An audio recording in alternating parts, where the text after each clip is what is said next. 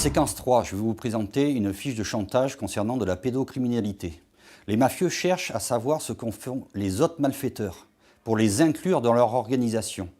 Et les fiches de chantage que je vais vous présenter sont adressées à un patron qui est en France et qui gère plusieurs mafieux dans différents pays.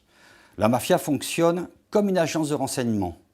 Loue des policiers pour le cas du Cambodge qui vont faire des enquêtes. Le résultat de cette enquête est traité pour faire des fiches de chantage et tenir la personne toute sa vie. Cette fiche, je l'ai récupérée à Phnom Penh. Elle était dans mon livre. C'est quelque chose de très ouvert. J'avais fait figurer ces fiches qui sont semi-manuscrites, dont on peut reconnaître l'écriture dans le livre « La mafia française, ses méthodes et ses réseaux ». Dossier cassette pédophile et assassinat.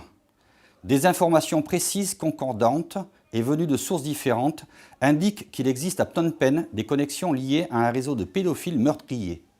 En effet, l'extrême précarité de certains enfants des rues, abandonnés par leurs familles, non pris en charge par des autorités défaillantes ou par les ONG, plus ou moins survivants par la prostitution, se droguant par l'inhalation de solvants organiques, fait d'eux des victimes potentielles de ces réseaux. Le mode d'opération est classique. Ces enfants sont amenés plus ou moins consentants et conduits dans un lieu clos isolé. Puis commence leur calvaire. Viol, actes de torture et de barbarie, puis mise à mort spectaculaire, éventration, égorgement. Peu après, les meurtriers font disparaître le corps, ce qui est facile dans ce pays. Personne ne se préoccupe de la disparition des jeunes victimes. Ces scènes sont filmées par vidéo, qui sont reproduites en autant de copies que de clients, de par le monde, vers les commanditaires. Il nous a été indiqué en interne que ces cassettes sont commercialisées au prix de 15 000 à 20 000 euros pour 5 minutes de tournage. Nous, Triangle, avons enquêté pour préciser ces informations. Ont été remis au commandant de police en poste à l'ambassade de France un stock de films à caractère pédophile, dont certaines avec actes de torture et mise à mort.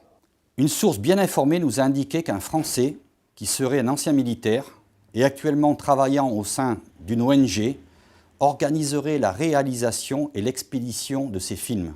Nos investigations en cours concernant ce réseau vont dans plusieurs directions. Identifier et localiser l'auteur de ces vidéos, déterminer le type de protection dont il dispose en France comme au Cambodge, préciser les ramifications internationales des potentiels clients. Mes commentaires personnels.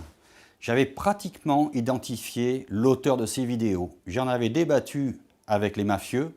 Je rappelle, il m'avait été demandé de sources officielles par les services de renseignement d'infiltrer les mafieux au Cambodge. J'avais donc identifié l'auteur de ces cassettes, de ces films à caractère pédophile avec meurtre d'enfants, et il m'avait été répondu que ça servait la cause de Triangle et de l'organisation. J'ai repéré au Cambodge cet ancien militaire français, et il travaillait à Siem Reap. Il n'est pas difficile de cibler un ancien militaire qui arrive à réaliser ce genre de films et de cassettes où il faut avoir quand même des connexions, des contacts à l'étranger pour les commercialiser, il faut avoir un carnet d'adresses. J'ai dénoncé au service de police en France cet ancien militaire, j'ai donné cette fiche semi-manuscrite à la police française, mais depuis je n'ai jamais plus aucune nouvelle et je ne sais pas où en étaient les investigations de la police française sur ce sujet de pédocriminalité. Alors j'ai récupéré les fiches de chantage, dont cette fiche de chantage sur la pédocriminalité, sur le bureau de Jean-Philippe de Montpierrot, Français résident au Cambodge, qui en 2006 a échangé des coups de feu avec un autre Français en plein Phnom Penh et qui a été expulsé de ce pays.